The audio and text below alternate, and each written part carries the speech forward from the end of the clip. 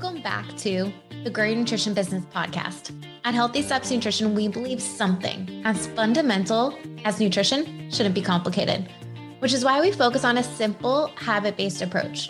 We know that helping your clients become the best and healthiest versions of themselves isn't just about what they eat or coming to the gym a few hours a week. We, as gym owners and coaches, have to focus on a holistic approach, looking at support systems, stress management, sleep, mindset, lifestyle, and of course, exercise and nutrition. I'm your host, Nicole Coyne, registered dietitian and founder of Healthy Steps Nutrition, CrossFit HSN, and HSN Mentoring. I'm also the author of The Basics of Nutrition Coaching, CrossFit Preferred Nutrition course. In this podcast, I'm going to teach you how to make one step at a time to becoming the best nutrition coach and building an awesome habit-based coaching program. I'm so excited to have today's podcast guest on. His name is Jason Khalipa, and he is the founder of NCFIT, a global fitness brand with brick and mortar locations, corporate wellness, and digital services. He has the NCFIT Collective. We use that at our gym. In this podcast, we talk all about his journey from athlete to gym owner to now helping so many other gyms deliver professional coaching experience and coach development. I talk about his passion for building a successful business so that you have the means to support coaches and also do other things with the money to help more people and impact more people in the community. It was an amazing conversation, and we'll get to it right after this message. Are you looking to save time and not reinvent the wheel when it comes to building a nutrition coaching program? Is nutrition the missing piece of the puzzle in your business? Are you looking to take an informal conversation or a nutrition challenge into a formal coaching program? Awesome. I would love to help you. By building a professional coaching program in your gym, you're going to be able to increase client results, retention, and add a revenue stream. It is a triple win for you, your business, and your clients. HSN Mentoring is a turnkey solution to help you do all of this and help you save time and not reinvent the wheel. If you are a gym owner, click the link in the show notes and go ahead and book a free call. During this call, I'll talk to you about what your goals are, what you're wanting, and see if HSN Mentoring is the right fit for you. If you are a nutrition coach or want to be a nutrition coach, contact your gym owner and book a call together. We need the gym owner to be on these calls. We need the decision maker to be a part of the conversation, to have buy-in from all parties. All right, let's get to this conversation with Jason Khalipa from NCFIT. Make sure you stay tuned until the end, where we talk about some of the perspective that we use at HSN Mentoring that aligns with what we talk about in this podcast. Jason, welcome to the Grow Your Nutrition Business podcast. Thanks for having me. I appreciate it. We've been having some great conversations lately. So now we get to do it on a podcast form. So it's going to be good. Yeah, we've been following you guys for a while. You did an event at Wadapalooza for gym owners like 2017, 2016. I think that's the first time I heard you speak. And I was like, this guy is really professional. I just want to follow him and see what he's doing. And it's been super impressive to watch everything that you guys have been able to do and the impact that you've had, and specifically the CrossFit community over the years. Yeah, thanks. I appreciate that. Yeah, I mean, look, I got started. I don't know if a lot of people know this, but my first exposure to fitness was like a business side. And then I found CrossFit, got into training, got into that. So I did come from a different background than many people. A lot of people got into it. They were introduced to CrossFit, training, changed their life. They opened a gym. For me, I was introduced to, I started off working at a conventional gym when I was like 15, 16 at the front desk. Okay. And I had some great mentors there that then I would meet with. Once I graduated from high school, I started working there in college full-time doing sales. And that's where I kind of like got more involved in the fitness space. That makes so much sense to me of why everything is laid out and how professional you guys are, because it is not the path that most CrossFit affiliate owners take at all. Yeah. I mean, it's just a different take, right? So for me, like I said, when I graduated from high school, I started working full-time at this health club in sales. And I had some great mentors there who taught me a bunch of stuff about the art of selling. And, I love that. But then I also felt disconnected from the products. I didn't think people were getting the results they were looking for. And so, in 2006 or so, I found CrossFit, which was, I graduated from, this is going to age me. Let me see. I graduated college in 2008. I found CrossFit in 2006.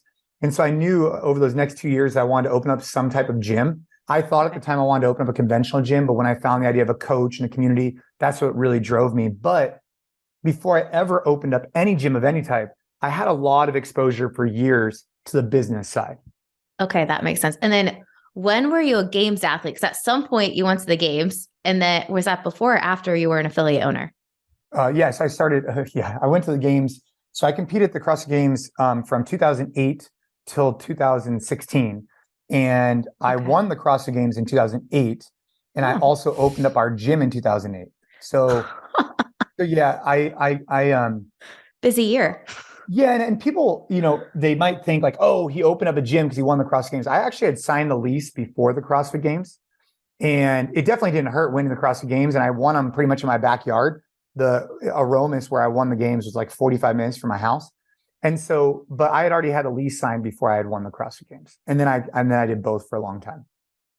Got it. Okay, so let's talk about NCFIT. So you opened that up in 2008, right? What was the vision when you opened NCFIT? What were you wanting to accomplish? Yeah. So originally when I opened up the gym, it was originally called CrossFit Santa Clara. That was like the first ever. Okay. Then we opened up CrossFit Mountain View. Then we opened up, then basically we're like, hey, look, we can't keep having these separate brands. We need to be underneath one brand. So we came underneath NorCal CrossFit. And then years later in 2016, we wanted to be more indicative of the different programs we offered in the gym. And we were doing a lot of corporate wellness, a lot of different things. So we rebranded in NCFIT. And so that's kind of like the branding strategy. But from like what we want to do from day one, and this is still something that's really important to me today, is like do what I love, do what I want to do for a living, like, and help people make an impact, and then provide that opportunity to as many coaches and team members as I can. And then as a byproduct, you're going to impact way more members. And then with all those big the membership base, then go out and go do really good stuff for your community, like, blood drives, philanthropic efforts, whatever. So that was always the motto. It was like this, like kind of like start from the center, which is like do what you love and impact as many people. Then you grow your team to do that, which then expands the amount of people you can impact, which then expands how many greater people you can impact. So that was always the kind of like the concept. And it always from the beginning was about making sure we were profitable. It was always about making sure we were profitable, because I didn't think money was a bad thing back then. I still don't think it is today, because it allows you to go do things and take care of your team.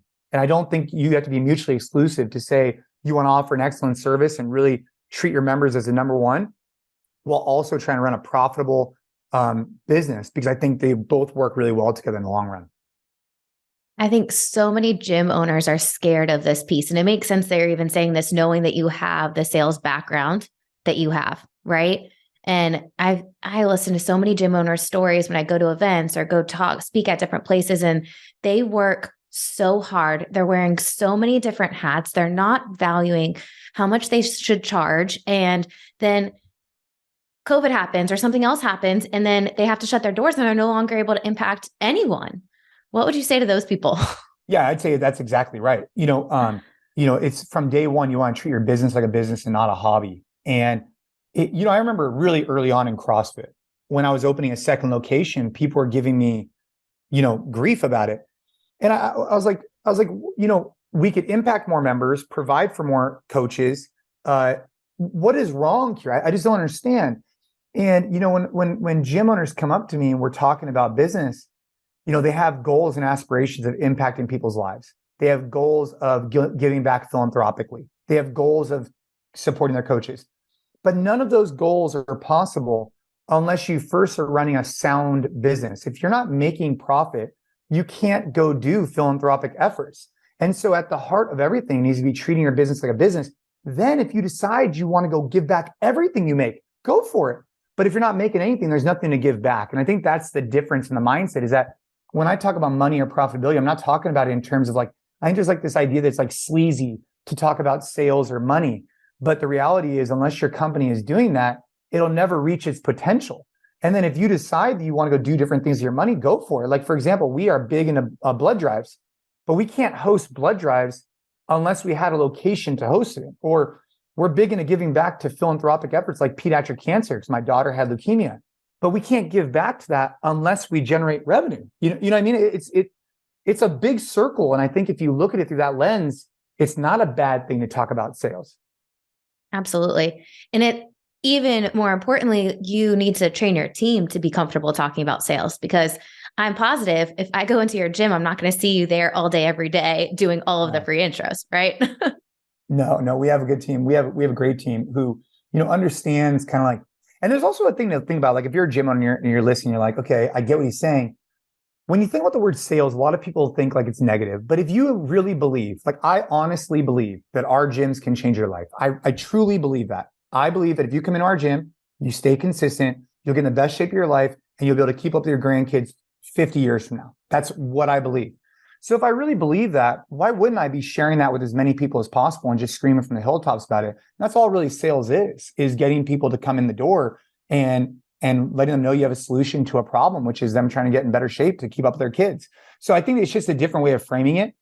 And sometimes people just need that little extra nudge to get them in. Like we do this thing called 3 for 30, which I think is a great option, which is 3 visits for $30. And we're not trying to hard sell anybody. We're just trying to have them come in, experience the value. And most of the time when they see it, they'll convert into members. Do you sit down with them at some point between like the visit number 1 and visit number 3 to talk to them about their goals, what they're wanting, what success looks like, to guide them to a membership option? Because we had a conversation at one point and you were talking about your membership prices that people pay like $250-ish. 220. Okay. 226. Do you sit down with those people? I'm just curious for personal reasons. From session 1, I come in for my 3 for 30. Am I sitting down with anyone before the 3rd session's up? No, I think, so our current flow is that someone comes in, let's just say they're a new lead, they sign up for a 3 for 30. We have a woman who's incredible and she'll reach out to them and say, hey, welcome, come into the gym. Now, when they come into the gym for their experience, the coach knows that it's their first, second, or third experience. We already have that all tracked. And so then they could discuss them. What we do is we do 10-minute buffers at the end of each class. So it gives, we don't go back-to-back classes. So it gives 10 minutes for them to engage with them. Now, once you become a member, we have an onboarding process now that includes what you're talking about. Maybe there's a gap there that we could be doing that before they make the buying decision. Maybe that's an area of improvement for us, and we should look into it. But currently, the salesperson's role and the coach's role in the gym should be to mutually get that solution answer. But we could maybe do a better job now that you're bringing it up. The only reason I'm saying that is if and when you guys ever add nutrition, which I know it's a conversation that you plan on, people are coming to you thinking that just the gym's going to solve their problem, right? And if you want to get them started with nutrition, fitness, accountability on day 1, having a sit down conversation with it does make it more effective. But back to you. All right. No, that's great. No, I appreciate it. And that's the thing about our business, right? It's funny. I was just on a call earlier, and one of our core values at NCFIT is this idea of never settling. And it's just constantly trying to evolve and improve. And the company we are today is not what we should be 5 years from now. And if it is, then we're doing something wrong. And if a gym owner is listening that's doing the exact same thing they're doing 5 years ago with the exact same revenue, exact same membership base, if that's something that's providing them fulfillment, dude, hell yeah. But if they're not happy with the current situation, we have to make changes. And one of the things that we're thinking about at NCFIT is like, what could we do to better enhance our membership experience, our collective experience, all of these things? It's really important to us. So like you bringing that up is something I'm going to bring back to the team. Cool. Awesome. I think at the end of the day, we've all dedicated our lives to helping people get healthy, and we all want them to do it the most efficient way possible. And I think every gym owner agrees, hey, if we're addressing nutrition, if there's extra accountability and support, in addition to functional fitness, man, people are going to see results so much faster. You guys offer a lot of different things. You mentioned the collective. I know you have locations. I know people license. Is it licensing or a franchise with NCFIT? How do you personally stay focused with all of those things going on? Well, we have a really good team. So yeah, at NCFIT, we have brick and mortar. It's really important to us. We will always have brick and mortar. It's very important to me to have brick and mortar because that's where I started and that's what I love. I love going to the gym. I love being with our members. It's very important to me. From there, we have licensed locations that utilize the NCFIT mark. We then also have what are called the NCFIT Collective, which is our session plans and programming, which we have some super exciting things happening in 2023, which is really, a byproduct, like a grassroots approach. Like we're in our gyms with some of the best coaches I've ever met every day, trying to provide the best solution for our members. And then what we do is we take that knowledge that we're gaining, and we have a full team that then distributes content from session plans, programming, and videos to all these gyms that use it around the world that maybe don't have the same staff or et cetera that we have, so that we could scale that. And then we have our end user digital app, which is, an app available for users at the gym or in the garage. And then we have corporate wellness.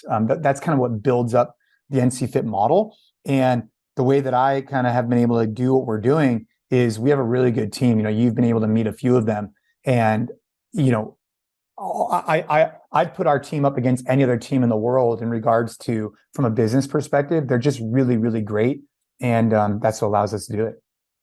I love it. Let's talk about the collective for a second. Healthy Steps Sure. Nutrition, our HQ location's been using the collective for a couple of years now. I think 2 or so years. We've done a bunch of different ones. That was one thing when we opened up the gym. I told Jason, my husband, I was like, we need to not do programming. Like, that's not our specialty. Let's hire someone else that, like, this is their full-time focus. And we went through a few different ones, but I will say that the collective has the most amount of resources to develop coaches. And at the end of the day, if your life as a gym owner is easier because someone else is doing the legwork to help develop your coaches and you're just there to support, it just makes life so much easier. Is that how the collective kind of came about? You guys were doing it, and then you saw a need. Other gyms maybe were asking you, like, hey, can you help me with programming? How did the collective come about? That's exactly what it was. So we have locations currently today in, like 8 different countries.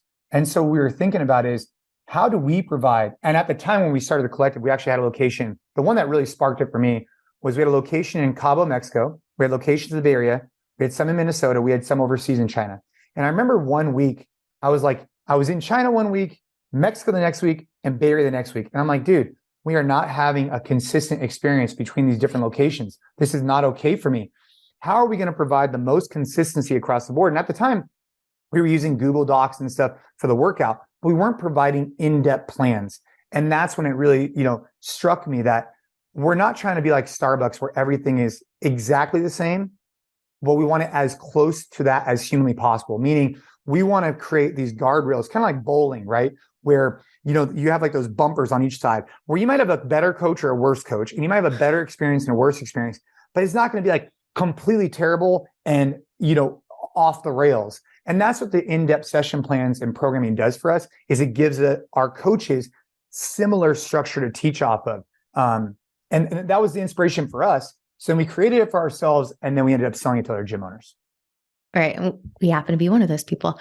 One of the things I love about the collective that's different from any of the other program that we've purchased from in the past is the videos for every day. Like your team, obviously you guys invest quite a bit of time and effort into creating professional content, but the videos, just to make it super easy, like, hey, here's some tips. Here are some things to focus on. Here are some special things.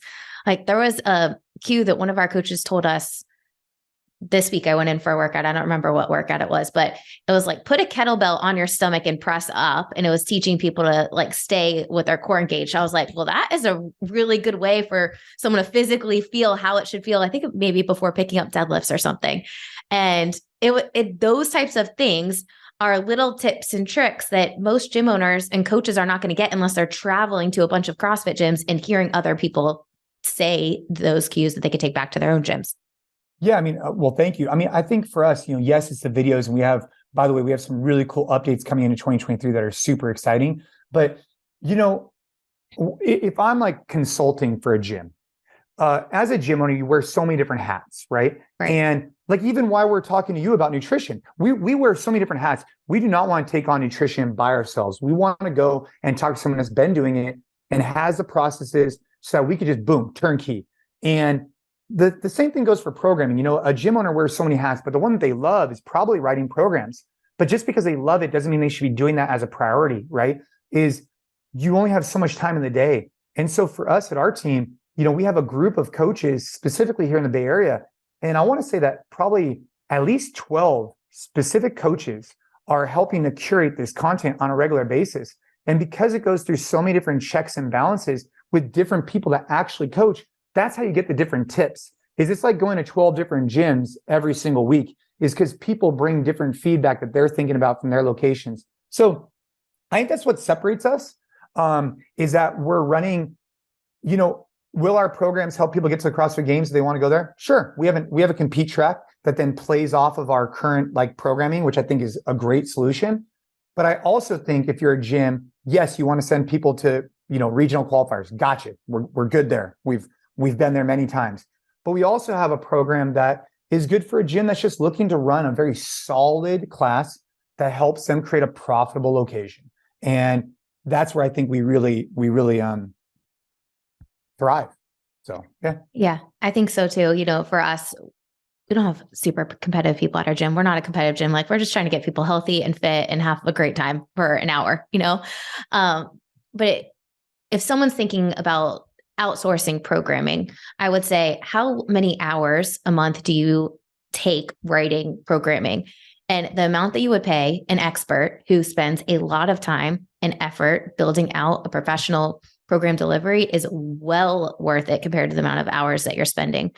You guys integrate with NCFIT. I know you integrate with a few others. So it literally is like a click of a button for us every single week to get the programming and have it be able to be delivered to our clients. Super easy. You've been a gym owner for a long time. What are some of the mistakes that you think gym owners make early on or even later down the line? I mean, that list continues to grow for me. I'd say, again, it's more of a mindset shift that I'm going to approach my business like a business and not a hobby. It's really one of those things where you sit down and you say, hey, I chose to be an entrepreneur. I chose to take on this role. No one made me become a gym owner. I chose it. And with that choice comes beauty and excellence and incredible value, where you get calls from your members telling you how much you changed their life. But you also, on the flip side, have to run a for-profit business that pays people appropriately, that opens itself up to liabilities like lawsuits and whatnot. And so it's not one or the other. It's all of this that encompasses being a business owner. If you want to coach, become a coach at a very successful gym, you'll get paid well. But if you want to open up a business, you need to treat it as such. And I think the biggest mistakes that I see is when gym owners approach their business as a coach instead of as an owner. And I think that's the biggest mentality shift they need to have, is knowing their numbers so they could grow their numbers. Because if you don't know how many new leads you have, how many cancellations you have, how many current active members you have, what's your lifetime value, if you don't know these things, how can you create a plan to grow? Anyways, I could keep going on about this forever. I think that's a passionate subject of mine. Clearly, it's just so important for people to understand, hey, you're going to be able to impact more people when you do take this stuff seriously. And if you don't like the numbers, hire someone to help support you in that role. My husband is really good with numbers. He handles all that. I focus on helping all the people and building a successful nutrition coaching program. He handles that. Find other people to help support your business in the areas that you are not passionate about. Yeah. Right. Yeah. That's exactly right. And I think, but for gym owners, we also have the best job in the world. We really do. And I can't say that enough. I love what we do. I love impacting people, and the challenges are fun and exciting, but they're also stressful. But I think that if you're a gym owner who's looking at your business and you're saying, hey, the question I ask myself all the time is am I reaching my potential? Am I reaching my potential as a husband, as a father, as a business owner, as an athlete? Those are really important things to me. And the last thing I want to do is look back and be like, man, I didn't reach our potential as a business. And so I think that if a gym owner could look at it through that lens, it's helpful, because if they're inspired to go get better at their Fran time, they should just be as inspired to go get better at their business, because they'll provide fulfillment in different ways. Absolutely. If we look at the flip side, so mistakes around gym owners not being serious about the business side, the most successful gym owners, what would you say? When I think of NCFIT, you guys have created a really good brand, right? That it's recognizable and you deliver a professional experience. It's consistent. Now that you share that story about traveling to all those different places and it not being consistent, now that's the polar opposite, right? You guys are super consistent. What are some of the things that you think some of the most successful gyms in general are doing well? I mean, I think it's the things we're talking about, right? They're treating their business like a business. They're looking at it through that lens. They're being non-reactive. They're thinking through where they want to go in the next 5-10 years. Those are really important things.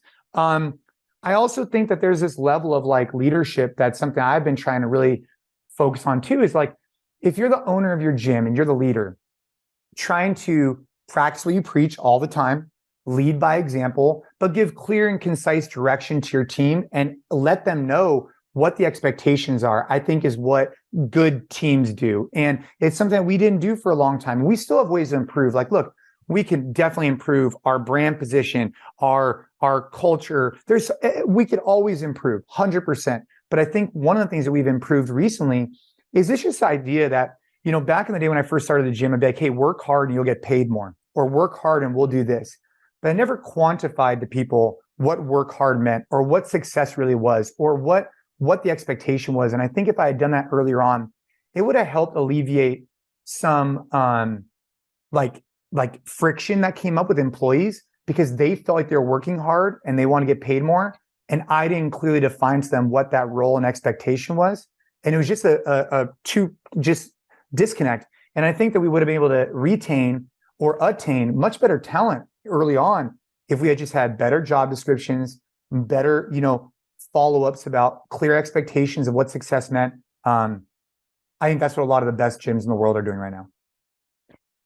Yeah, I think a lot of gym owners don't know how to manage people, or they're learning it as they're growing teams, because every one of us was like, wearing all the hats when we first opened. And you're like, oh, wait. And I can completely relate there and agree. Clarity is kindness, right? One of the things you guys have in the collective are coach evaluations. Can we spend a couple minutes just talking about that for a second? Yeah, I mean, the coaching evaluation form is a really cool, useful tool. We have others.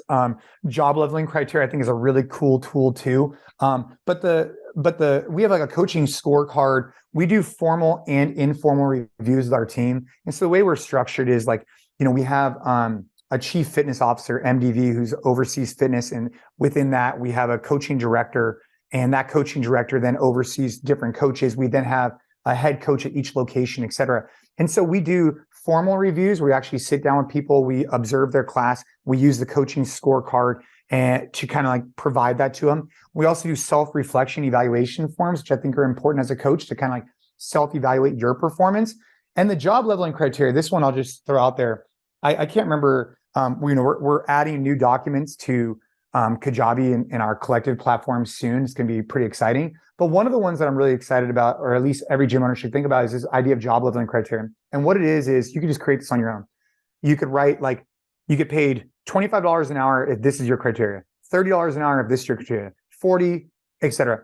And you could create your own criteria. That could be how many seminars, how many hours you've coached. It could be extra stuff.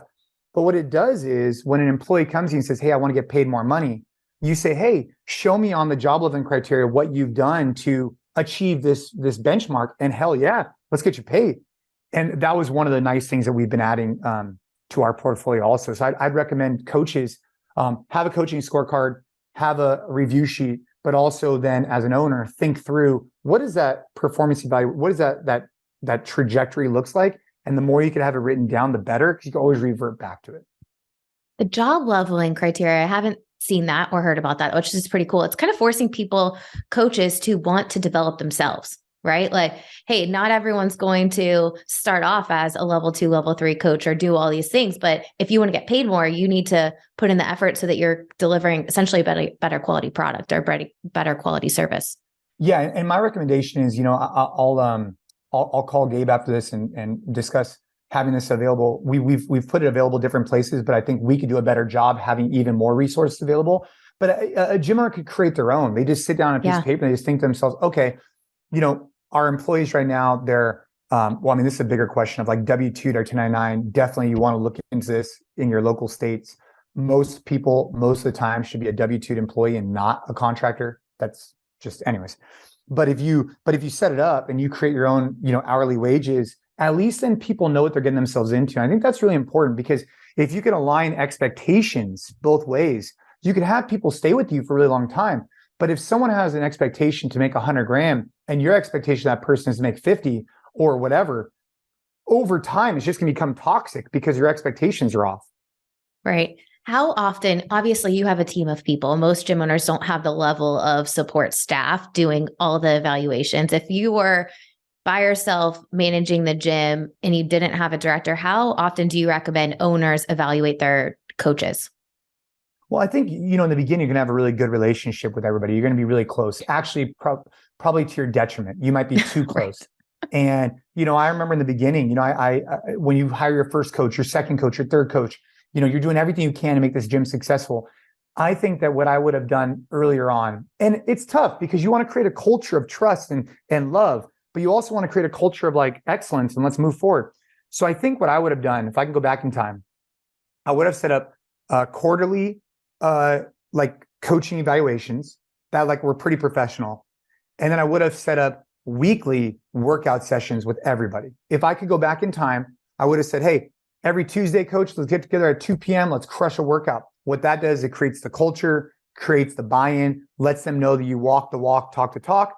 And then every quarter, have a little bit more of a professional kind of like, hey man, or not, I wouldn't say, hey man, I'm like, hey, this is your, I observed your class. This is my feedback for you. I think that's the way I would have done it if I can go back in time. Because right now, we restarted coming out of COVID, weekly coaching sessions, and it's just been super powerful. It's been so great just to connect with people from a workout perspective. I love that.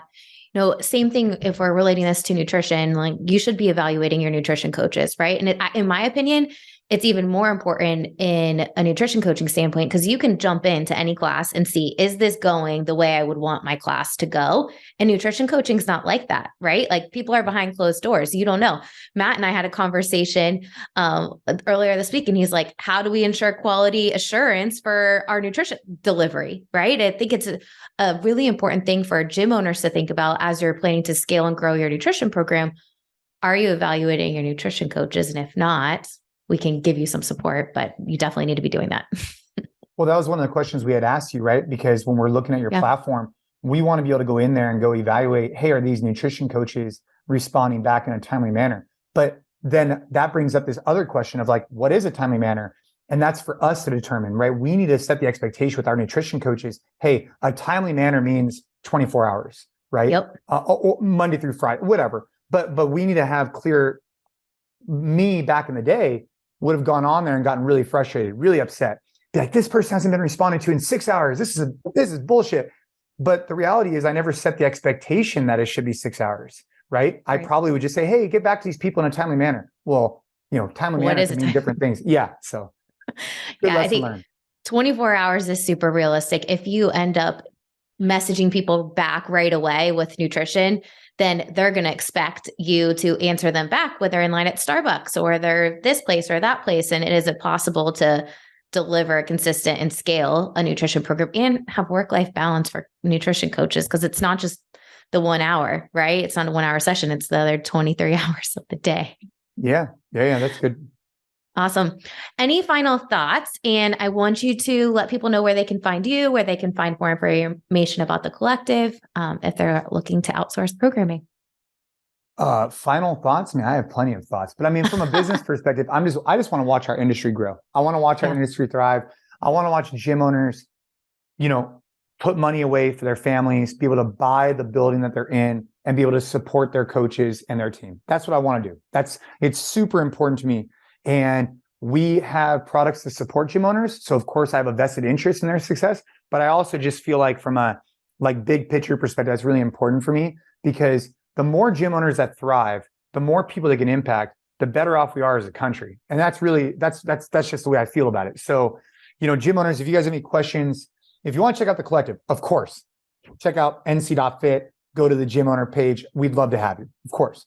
If you want to just chat with me, you can hit me up on Instagram at Jason Khalipa. You can go listen to our podcast. We have one called Effort Over Everything. Gabe and I riff on that once a week. I also have a Coffee with Khalipa, which is like this Monday morning 5-minute riff that I do about things that are on my mind. I think for gym owners, it'd probably be a good way to engage. So check out the Effort Over Everything, Coffee with Khalipa, that podcast, and hit us up at the collective at nc.fit, or go to our website. We'd love to chat with you. Awesome. Jason, thank you for taking time this afternoon to chat with me. I've been a fan of y'all's for a long time. I think you guys do a really, really great job with everything in the collective, and I look forward to working with you more soon. Sounds good. Thank you. So many amazing nuggets in that podcast episode with Jason. He kept bringing up a consistent theme. Successful gyms, successful business owners understand the numbers. They understand that they have to be comfortable with talking about sales and really getting people to understand how you help them. If you're looking to build a professional nutrition coaching program, the best way to do that is to guide new people to get started with nutrition, fitness, and accountability. We recently hosted a one-day challenge intensive. We had tons of people from all over the world joining in on this virtual training. And the way I opened up the day was asking people, what do people want when they're coming into your facility? And I would challenge you to think about that. When people come into your business, when they sign up for your gym, what are they wanting? For our gym at our HQ location, in the conversation with all of the gyms and coaches that were on this virtual training, they said something similar. People wanted to lose weight, gain confidence, decrease body fat percentage, feel confident in their skin. They wanted to get in shape, all of these same things. Then my next question was to them, how are people going to reach results the best and fastest way possible? How are they going to reach those results? Is it through fitness only? Is it through nutrition and fitness? Is it through nutrition, fitness, and accountability? Or all of the above, right? I would venture to say, I would stand on the sword for nutrition, fitness, and accountability is going to help your clients reach the best and fastest results possible. So why wouldn't you guide those people to get started with that? Why wouldn't you offer a solution that's going to help them the fastest way possible so they see better results, they refer more people, they stay longer, and you add a revenue stream? Why wouldn't you do that? So many gym owners are nervous to ask people for the sale, but if you understand you have the solution to their problem and how their life will change, how their loved ones will be impacted, their quality of life, their confidence, everything will be impacted when they reach the results that they're looking to achieve. Stop worrying about how much you're charging. You should be not worried, but you should be confident with the value that you're providing and the solution to the problem these people have. And when you do that, you can confidently guide people and they will sign up for nutrition, fitness, and accountability. That's the best way to help people reach results. During the HSN Mentoring training process, we help you with creating that front-end offer. I can tell you, after helping hundreds of gyms, training so many gym owners and coaches, the best way to build a successful nutrition coaching program in a gym is to create a solid front-end offer that encompasses nutrition, fitness, and accountability. You're not reselling people later. If you're unsure how to do this, if you're looking for support and help, awesome. We would love to help you in the mentoring program. The first step of the training process is going over pricing, packaging your client journey. What are people seeing on your social media? What are they seeing in email content? What do they see from the first time they opt into your email to before they come into a free intro? They should be seeing a video of how it works in your facility, you talking about how you combine nutrition, fitness, and accountability. They should see a video coming from your nutrition coach talking about how your nutrition coaching program works, what it looks like, how it's different than other things out there. They should see a video about a success story highlighting a client that's done awesome with your service. So it's not a surprise that you're talking about nutrition and fitness and accountability in that free intro process. When you do this, you're going to be so much more successful getting new people signed up for all three. So going back to the mentoring process, we help you through that. We give you video scripts. We even role play with your sales team, with your coaches, whoever's doing the free intros, so that you can get people started with nutrition, fitness, and accountability. At the end of the day, our mission at HSN is to help 1 million people take control of their health. I know we're not going to be able to do it in our small HQ location alone. I know we need to partner with more gym owners and coaches who have their boots on the ground, who are looking to make a true impact in their community. So if you are looking for help, if you want to partner with us, we'd love to help you. Click the link in the show notes and book a discovery call with us. We would love to chat with you more to see if you are a good fit for us and we're a good fit for you. In the meantime, don't forget to subscribe to this podcast. We have some absolutely incredible interviews coming up. Subscribe, leave us a review, and we can't wait to see you back here next week.